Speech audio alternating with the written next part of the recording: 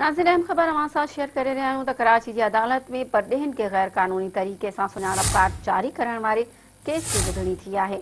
नाज़रीन, एफआईए वधी गिरफ़्तार कयल टिनि जवाबदारनि खे अदालत में पेश करे छॾियो आहे। अदालत टिन्ही जवाबदारनि खे 3 ॾींहनि जे जिस्मानी रिमांड ते एफआईए हवाले करे छॾियो। नाज़रीन, अदालत ईंदड़ ॿुधणी ते एफआईए खे अॻु भराई रिपोर्ट पेश करण जी हिदायत कई आहे। ख़बर अवांखे थी त नाज़रीन त कराची जी अदालत में परॾेहनि खे गैर क़ानूनी तरीक़े सां सुञाणप कार्ड जारी करण वारे केस जी ॿुधणी थी आहे।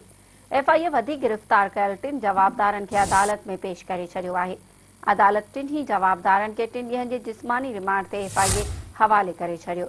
अदालत ईंदड़ ॿुधणी ते एफआईए खे अॻु भराई रिपोर्ट पेश करण जी हिदायत कई आहे। नाज़रीन, अहम ख़बर खां अवांखे आगाह करे रहिया आहियूं त कराची जी अदालत में परॾेहनि खे गैर क़ानूनी तरीक़े सां सुञाणप कार्ड जारी करण वारे केस जी ॿुधणी थी आहे। एफआईए वधी गिरफ़्तार कयल 3 जवाबदारनि खे अदालत में पेश करे छॾियो आहे।